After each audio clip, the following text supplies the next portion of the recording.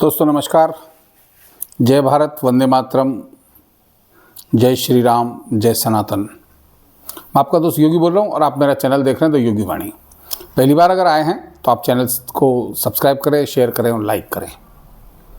तो लीजिए, कांग्रेस ने भी आज लोकसभा के अपने उम्मीदवारों की सूची जारी कर दी है, लेकिन ये सूची विशेषकर कर्नाटका, तेलंगाना, सिक्किम, मेघालय, पौंडीचेरी ऐसे इलाकों के लिए करी है। 39 लोगों की सूची जारी करी। इसमें कोई जो ज़्यादा बड़े नाम नहीं हैं।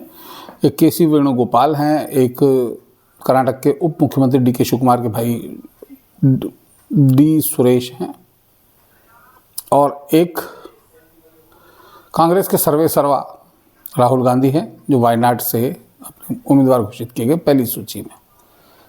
जबकि 5 दिन पहले बीजेपी ने अपनी जो पहली सूची जारी की थी उसमें 195 आदमी तय कर दिए, और जिसमें 51 सीटें उत्तर प्रदेश में कर दी।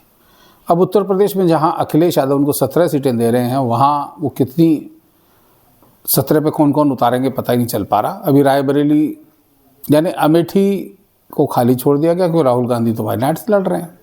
हालांकि बताया जा रहा है कि अमेठी से भी उनको नाम भराया जाएगा, लेकिन डर डर डर ये डर दिख रहा है ना। अभी प्रियंका गांधी की हिम्मत नहीं हो रही कि वो सोनिया गांधी की सीट रायबरेली से अपना नामांकन दाखिल कर सकें।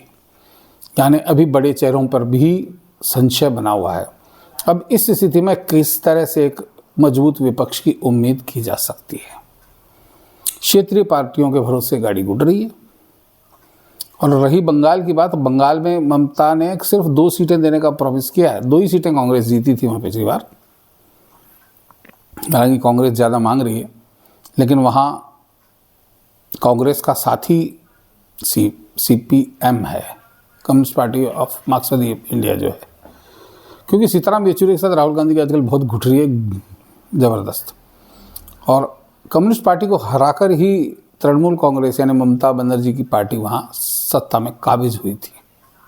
हालांकि ये बात अलग है कि कम्युनिस्ट पार्टी के जितने भी गुंडे मवाली थे सब तृणमूल कांग्रेस में TMC में आ गए, और उनके रूपक आप देख रहे हो, शाहनवाज शेख जैसे लोग भी आ गए। और वहाँ अब ममता बनर्जी कितनी सीटें उनको देगी ये देखने वाले बात है। कम्युनिस्ट पार्टी ने तो कांग्रेस को अल्टीमेटम दे दिया है कि यदि आप साथ नहीं लड़ेंगे तो हम सभी सीटों पर चुनाव लड़ेंगे। तो एक हारी हुई पार्टी कैसे विपक्ष दे पाएगी? विपक्ष देने के लिए जो मजबूती चाहिए वो किसी पार्टी के पास दिखने, कोई विजन ही नहीं दिख रहा एक्चुअली।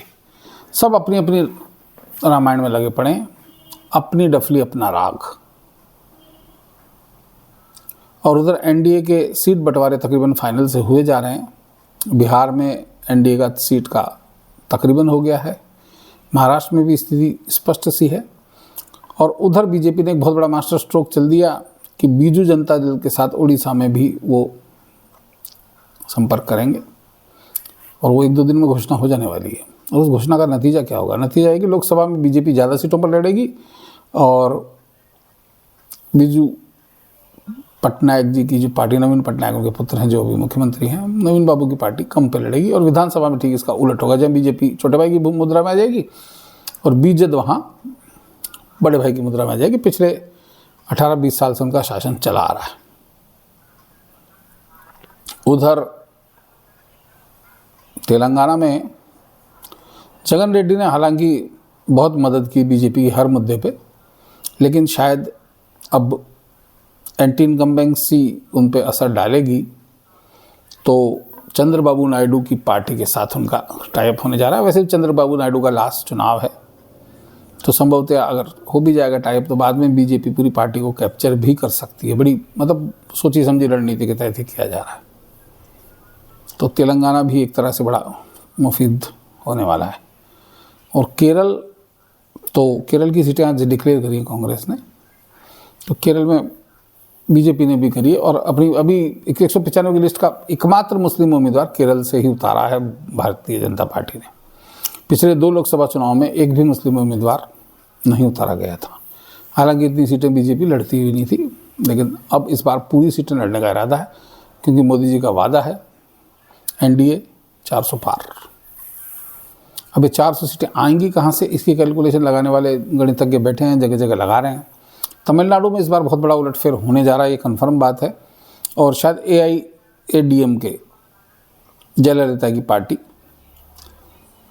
हो सकता है कि बीजेपी से हाथ मिला ले, क्योंकि उनके पास और कोई विकल्प बचा नहीं है।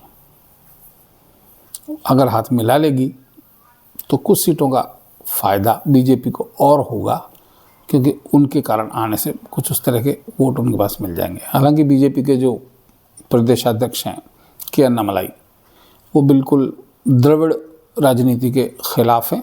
और द्रविड़ राजनीति करुणानिधि और MG रामचंद्रन जो जयललिता के गुरु थे, उन्होंने शुरू की थी अपनी दोनों पार्टियों से।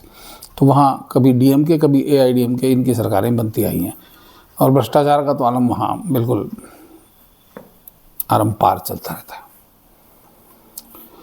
तो अभी तक गुजरात, उत्तर प्रदेश, हरियाणा, राजस्थान, हिमाचल प्रदेश,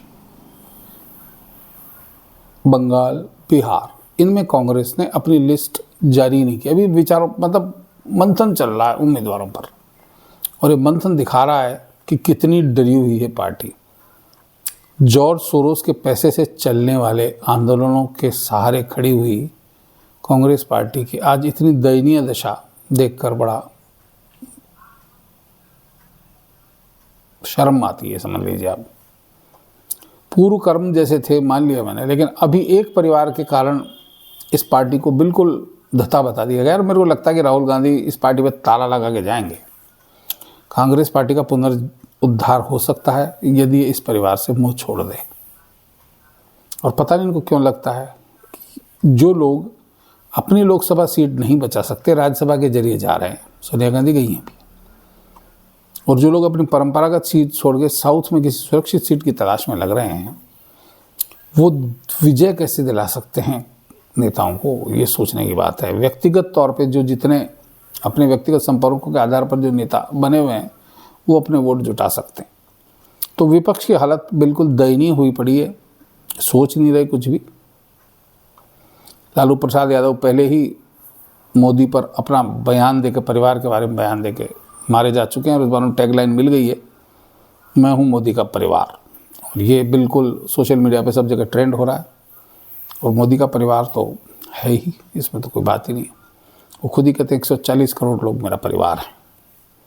तो इस तरह से एक कद्दावर नेता के सामने इतना कमज़ोर विपक्ष खड़ा हुआ है, जिसकी उम्मीद नहीं थी, लेकिन अपने कर्मों से इन्होंने अपनी गति पहुंचाई है।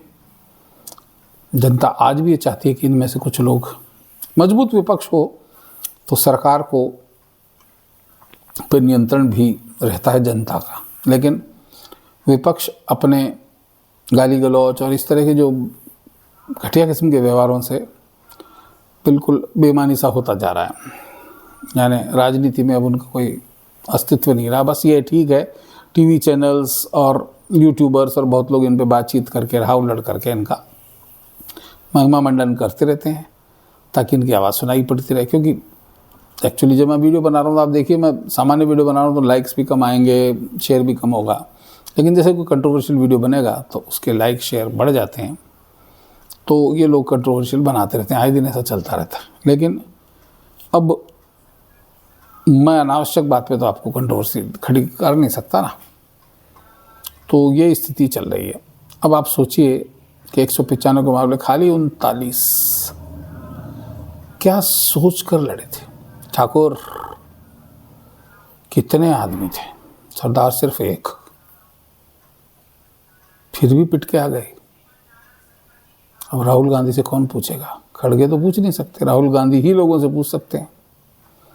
और उधर असम में हेमंत बिश्व शर्मा ने उनकी अच्छी खासी खिंचाई करी रखी, कहा कि चुनाव के बाद हम इसको गिरफ्तार कराएंगे। अब देखिए अगर गिरफ्तार होते हैं तो क्या स्थिति होती है। दिल्ली के जो महाभ्रष्ट और निकृष्टतम राजनीतिज्ञ केजरीवाल जो मुख्यमंत्री बने हुए हैं, उनकी स्थिति बड़ी ख़राब है। 16 मार्च को उनको कोर्ट के जरिए समन किया गया, पेश होना ही है। उन्होंने बहुत बहाने बनाया, मैं वीडियो कॉन्फ्रेंसिंग करूंगा, ये करूंगा और वो करूंगा, लेकिन मेरे को लगता नहीं कि अब इस बार वो बच पाएंगे। और एक बार अगर वो चले गए और सवालों के जवाल में फंस गए तो उनका जेल जाना तय है। तो ऐसा विपक्ष लड़ने जा रहा है और दिल्ली में भाजपा ने बांसुरी स्वराज को उतार कर उनके सामने एक बहुत बड़ा चैलेंज खड़ा कर दिया केजरीवाल के सामने, और अब स्थितियां उनके नियंत्रण में नहीं रहने वाली। हालांकि पिछली बार भी बीजेपी पूरी 7 की 7 सीट जीती थी, इस बार भी जीतेगी, लेकिन फिर भी एक विकल्प के तौर पर बांसुरी स्वराज का प्रादुर्भाव इस गठबंधन के लिए, इंडी गठबंधन के लिए, विशेषकर केजरीवाल के लिए ताबूत में आखिरी कील साबित होगा। तो दोस्तों, आपको विश्लेषण कैसा लगा आप कमेंट लिख के बताएं। पसंद आए तो इसे शेयर करें, लाइक करें और चैनल को सब्सक्राइब अवश्य करें।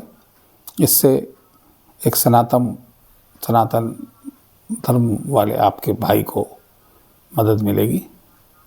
तो आज के लिए इतना ही, फिर मिलते हैं किसी नए वीडियो के साथ। तब तक के लिए आज्ञा दीजिए। जय भारत, वंदे मातरम,